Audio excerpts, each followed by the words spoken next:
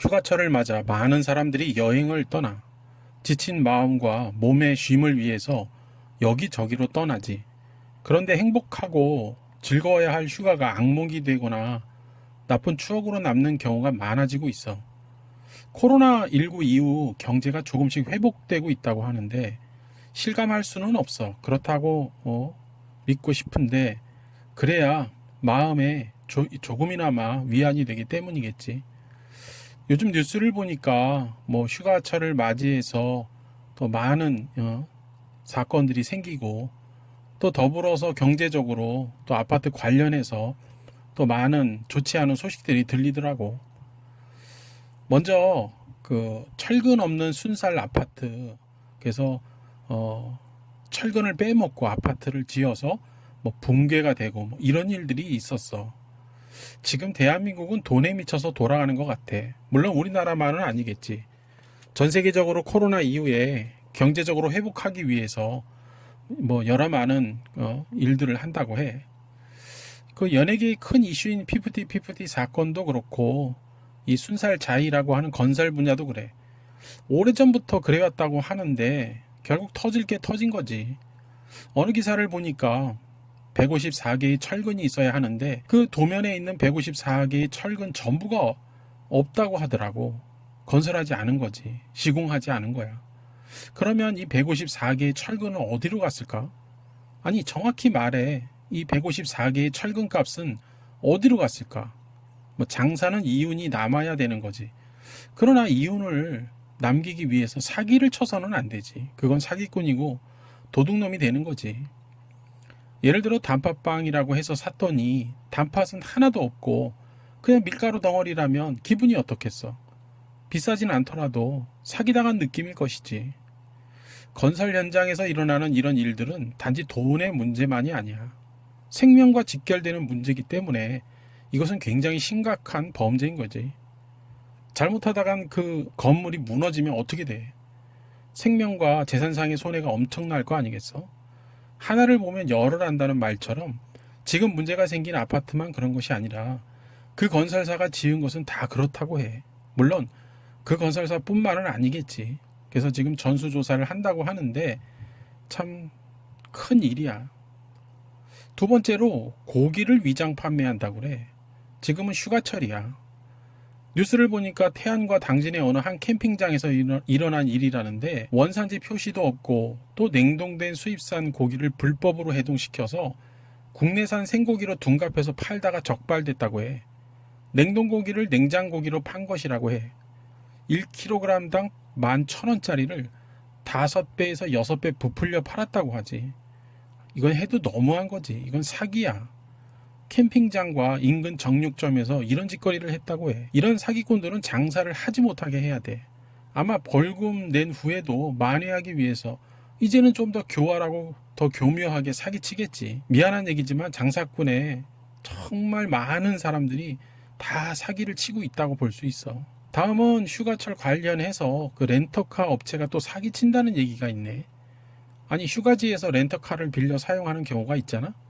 그런데 렌터카에서도 사기가 이루어진다고 그래.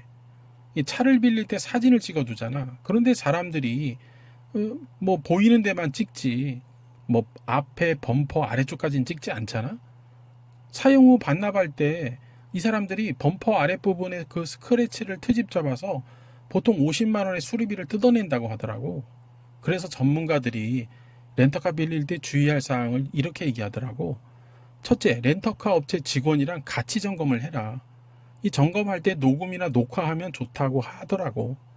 두 번째로 사진을 찍을 때는 이 보이는 부분만 찍지 말고 특히 범퍼 아랫부분도 찍어두라는 거야. 세 번째, 만약에 렌터카 업체에서 이런 문제가 발생해서 수리비를 내놔라 했을 때 무조건 송금하지 말고 수리할 부분의 사진을 요구한 다음에 그 사진을 가지고 근처 공업사 가서 견적을 뽑아보라는 거야. 그리고 적정 가격을 협의해야 된다는 거지.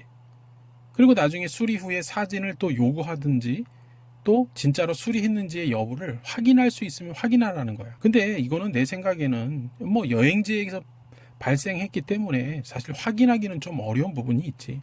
어쨌든 무조건 송금하지 말고 견적을 뽑은 다음에 정말 그런 적절한 가격 그리고 또 수리가 이루어졌는지 그거를 다 확인한 후에 송금을 하라는 거야. 물론 이거를 확인하는 방법은 그 공업사의 전화번호, 수리한 공업사의 전화번호를 달라고 할 수도 있지. 그래서 거기에 전화를 걸어서 할 수도 있는 거야.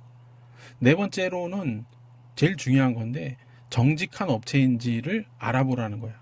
뭐 알 수가 없겠지만 정말 양심껏 하는 사람들도 있더라고. 그래서 휴가철 어디 가서 차를 빌릴 때 정말 이런 주의를 했으면 좋겠어.